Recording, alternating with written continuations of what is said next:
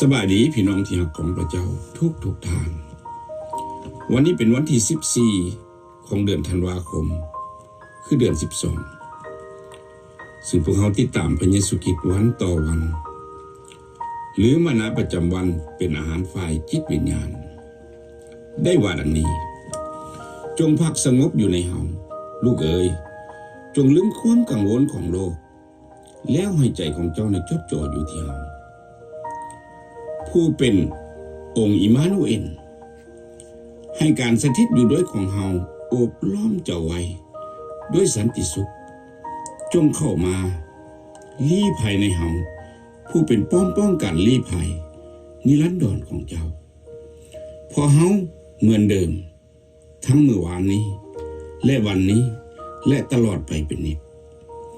ลูกเอ๋ยหากเจ้าใช้ชีวิตโดยให้ใจของเจ้าจดจ่ออยู่ที่เหตุการณ์ในแต่ละวันซึ่งเปลี่ยนแปลงอยู่เสมอเจ้าก็จะพบว่าตัวเองเจ้า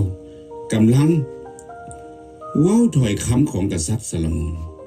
ซ้ำไปซ้ำมาอนิจจังสารพัดอนิจจังทุกวันของเจ้าจะมีความหมายหากเจ้าย่างไปด้วยกันกับเราจงเริ่มต้นวันใหม่ด้วยการเข้ามาใช้เวลาเพียงลำพังอยู่ด้วยกันกับเราให้ใจของเจ้าสัมผัสได้ถึงการสถิตอยู่ด้วยของเราแล้วหนทางข้างหน้าของเจ้าก็จะเปิดออกพร้อมให้เจ้าออกย่างไปทีละก้าวลูกเอ๋ยจงจับมือของเฮาเอาไว้เถิดและพึ่งพาในเฮาแล้วเฮาจะทำให้แผนการของเจ้าราบรื่นพระธรรมเฮบเรบทที่13ข้อ8ปัญญาจารย์บทที่1ข้อ2สุภาษิตบทที่3ข้อ6เรื่องทั้งหมดที่ได้เกิดขึ้นนี้ก็เพื่อให้สำเร็จตามที่องค์พระผู้เป็นเจ้าได้ทรงกล่าวไว้ทั้งผู้ทำน้อยว่าหญิงพรหมจารีผู้หนึ่งจะถือผ้าและจะเกิดลูกชายคนหนึ่งเขาจะเอิ้นชื่อลูกนั้นว่าเอมานูเอลหมายความว่าพระเจ้าสถิตอยู่กับเราทั้งหลายเพราะฉะนั้นองค์พระผู้เป็นเจ้าจะให้เจ้าเห็นหมายสำคัญอย่างหนึ่งคือหญิงสาวผู้หนึ่งจะถือผ้าและจะออกลูกเป็นผู้ชายและจะมีชื่อว่าเอมานูเอลพระเยซูคริสต์เจ้าทรงเป็นอยู่เสมอกันทั้งในเวลาวานนี้วันนี้และสืบไปเป็นนิจพระเยซูเจ้าได้กล่าวต่อพวกเขาว่าเฮาบอกพวกเจ้าตามความจริงว่าก่อนอับราฮัมเกิดเฮานี่ก็เป็นอยู่แล้วด้วยว่าพระบุตรของพระเจ้าคือพระเยซูคริสต์เจ้าองค์ที่ศิลาติโมเธียวและเฮาเองได้ประกาศในท่ามกลางพวกเจ้านั้นพระองค์บ่ได้เป็นผู้จริงและบ่จริงในพระองค์นั้นมีแต่คำว่าจริงเสมอพระองค์จะม้วนสิ่งเหล่านั้นไว้เหมือนดังม้วนเสื่อใหญ่มันจะถูกเปลี่ยนแปลงดังเครื่องนุ่งห่มแต่ฝ่ายพระองค์ทรงเป็นอยู่ดังเดิมเสมอไปและปีทั้งหลายของพระองค์ก็บ่สิ้นสุดจักเทื่อปัญญาจารย์ได้ว่าอนิจจังอนิจจังชีวิต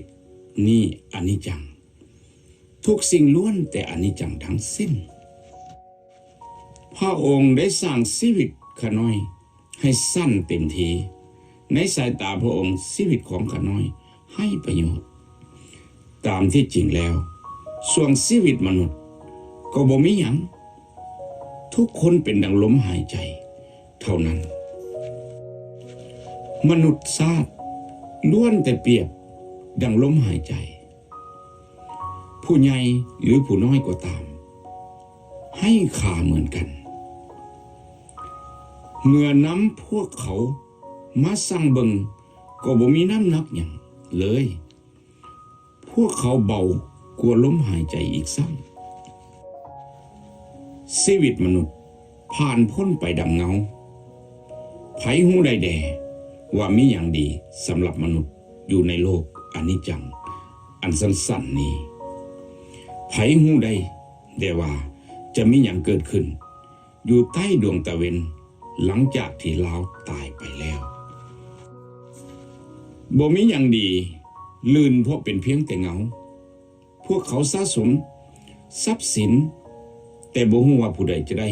สิ่งนั้นมนุษย์ชาติล้วนแต่เปรียบดังลมหายใจผู้ใหญ่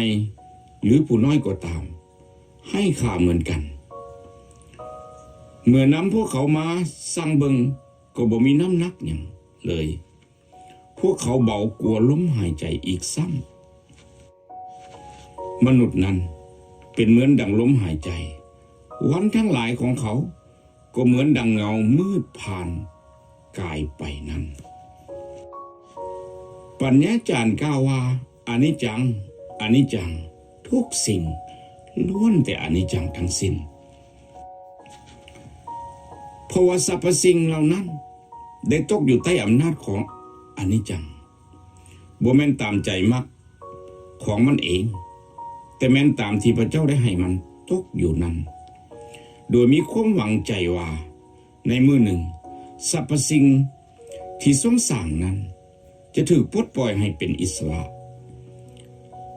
จากอำนาจของความเสื่อมสูญและจะได้มีส่วนในอิสระภาพอันหุ่งเหืองแห่งบรรดา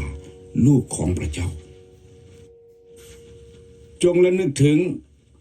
พระเจ้าในทุกสิ่งที่เจ้ากระทำและพระองค์จะให้เจ้าได้เห็นหนทางอันถูกต้องต่อมาเพิ่นได้กล่าวแก่โซโลมอนว่าลูกเอ๋ยเจ้าจงหำเฮียนให้ฮู้จักพระเจ้าองค์ที่พอได้หับไส้นี้ให้ดีๆและจงบวรบัตหับไส้พระองค์ด้วยสุดใจและด้วยสุดความคิดพระเจ้ายาเวห์ฮู้ความคิดและความปรารถนาทั้งหมดของพวกเขาถ้าเจ้าแสวงหาพระองค์พระองค์ก็จะให้เจ้านะได้พบกับพระองค์แต่ถ้าเจ้าหันหน้าหนีไปจากพระองค์พระองค์ก็จะป้าถิ่นเจ้าตลอดไปจงมอบแผนการทั้งสิ้นไว้กับพระเจ้ายาเวห์และทุกสิ่งก็จะสำเร็จผลอย่าถูกห้อนใจด้วยสิ่งใดเลยแต่จงทูลเรื่องความปรารถนาทุกอย่างของพวกเจ้าต่อพระเจ้าด้วยการภาวนาอธิษฐานด้วยการอ้อนวอนทูลขอและด้วยจิตใจโมทนาขอบพระคุณแต่ถ้าคนใดในพวกเจ้าขาดสติปัญญาก็ให้ผู้นั้นทูลขอจากพระเจ้าผู้ทรงโปรดประทานให้แก่คนทั้งปวงด้วยพระกรุณาบ่ทรงกล่าวติและผู้นั้นก็จะได้รับสิ่งที่ทูลขออาเมนขอพระเจ้าได้รับเกียรติและขอพระเจ้าอวยพรพี่น้องทุกท่าน